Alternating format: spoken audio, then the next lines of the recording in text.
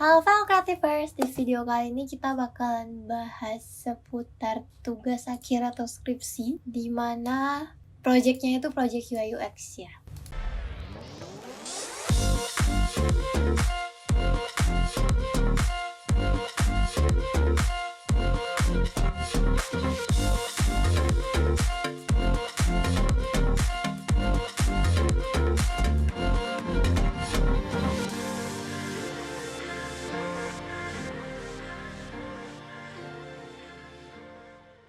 Oke, yang paling pertama kita akan bahas soal persetujuan dulu ya. Jadi mungkin nggak semua kampus ngizinin project UI UX, nggak semua kampus juga nggak kasih. Jadi yang paling penting coba ditanya dulu.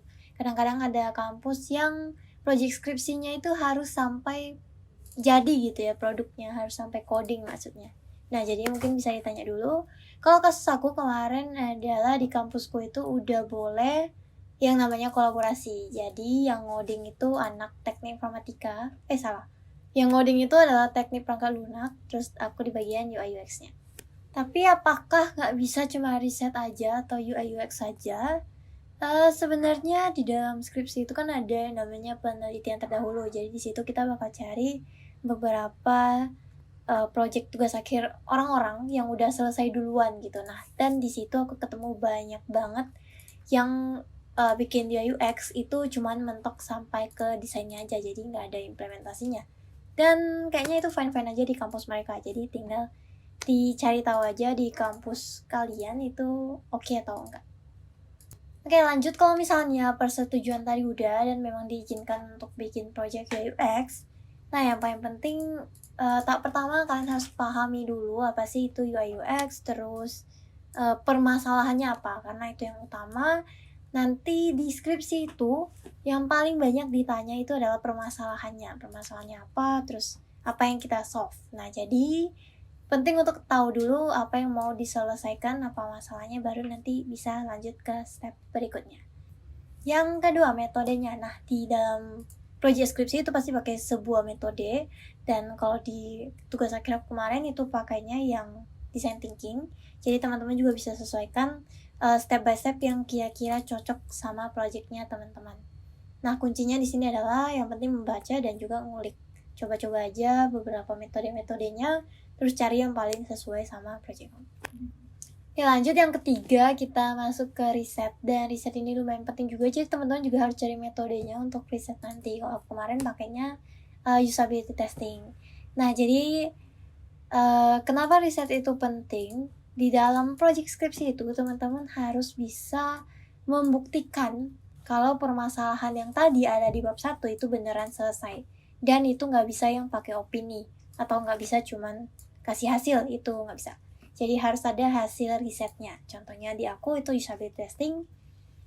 Jadi di situ bisa kelihatan, oh desainnya beneran berguna, beneran useful, dan beneran bisa dipakai sama banyak orang. Oke, lanjut. Kalau misalnya teman-teman tadi udah poin 1, 2, 3 itu udah oke. Nah, teman-teman bisa mulai desain atau nanti tinggal evaluasi aja apa aja sih yang dibutuhkan di dalam project tersebut. Jadi project tugas akhir aku ini namanya adalah skripsiku. Di dalam sini bisa membantu dosen, admin, dan juga mahasiswa dalam mengelola dan juga menyelesaikan proses skripsinya ya. Dan di dalamnya juga ada repository untuk lihat-lihat file dari mahasiswa yang udah selesai. Jadi nanti anak-anak baru yang mau skripsian itu juga bisa langsung cari di sini, yang sebelumnya mungkin harus ke perpustakaan, harus dibaca satu-satu, harus nyari, dan susah gitu kan. Nah, jadi ini menyelesaikan masalah tersebut. Terus di dalamnya ada admin panel juga yang isinya nanti lengkap ya. Ada pengumuman, repository, pokoknya semua hal yang sifatnya lebih ke back end gitu ya.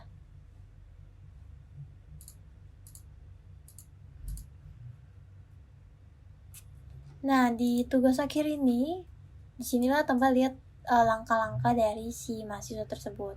Pengumpulan proposal, terus seminar proposal, terus ada juga jadwal dan juga nilainya. Terus ujian sidang sampai ke selesai.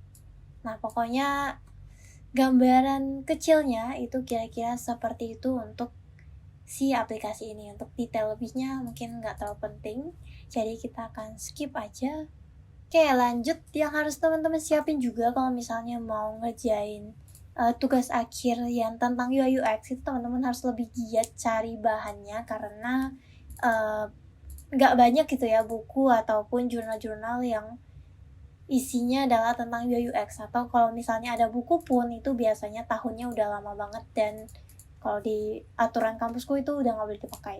Jadi untuk aturan jurnal kan itu 5 tahun dari sekarang gitu, jadi yang udah lama-lama itu nggak bisa kepake. Tapi kalau teman-teman butuh beberapa aset-aset atau beberapa buku atau beberapa jurnal yang berkaitan sama UI UX, udah aku siapin di dalam drive, nanti teman-teman bisa download aja di description box.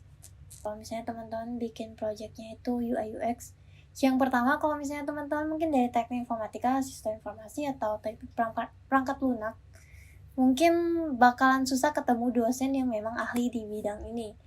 Jadi harus pintar-pintar ngulik sendiri, cari tahu sendiri, dan juga harus pintar-pintar juga nanti waktu diskusi atau waktu ditanya-tanyain sama si dosennya. Oke, kayaknya itu aja yang bisa aku kasih tahu untuk sekarang. Kalau misalnya teman-teman nanti punya pertanyaan, bisa langsung tanya aja di kolom komentar, akan aku usahain untuk dijawab. Dan untuk teman-teman yang lagi di semester 8 yang lagi nyusun tugas akhir, semangat dan kerjakan dengan baik dan dengan hasil yang maksimal juga. Kenapa? Karena ini bisa jadi salah satu portofolio ya untuk kalian yang nantinya kalau udah lulus mau cari kerja yang berkaitan sama UI UX. Dan itu aja untuk video kali ini. Jangan lupa like kalau misalnya suka sama video ini, dan jangan lupa subscribe ke channel ini supaya kalian gak ketinggalan informasi tentang UI UX. Itu aja untuk video kali ini, sampai jumpa di video selanjutnya. Bye!